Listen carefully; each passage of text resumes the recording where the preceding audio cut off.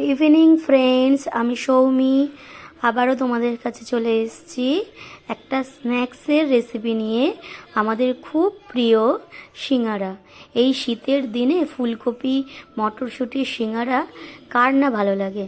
আমরা চা মুড়ি সাধারণত সব কিছুতেই বা মুখরোচক হিসাবে সিঙ্গারা খেয়ে থাকি।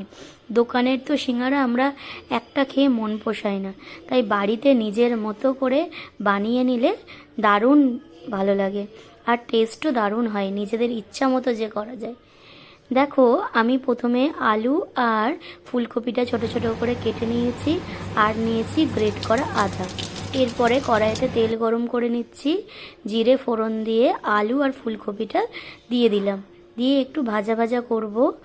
আমি কোনো জল দিয়ে খুব সিদ্ধ করব না, একদম চাপা দিয়ে দিয়ে এটাকে সিদ্ধ করতে হবে। তাই পরিমাণ মতো লবণ, লঙ্কা গুঁড়ো, হলুদ গুঁড়ো, জিরে গুঁড়ো, ধনে গুঁড়ো দিয়ে ভাজা ভাজা করে চাপা দিয়ে দিয়ে আমি পুরটা রেডি করে নিচ্ছি।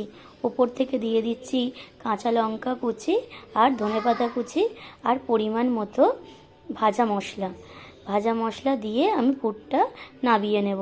ঠান্ডা হয়ে এলে আমি এবার সিঙ্গারাটা রেডি করব।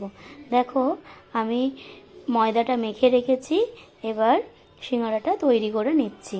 এবার সিঙ্গারাটা আটকানোর জন্য আমি জল ইউজ করেছি, আর বাদামটা আমি ভাজা বাদাম নিয়েছি বলে আমি বাদামটা পুরের সঙ্গে মেশাইনি।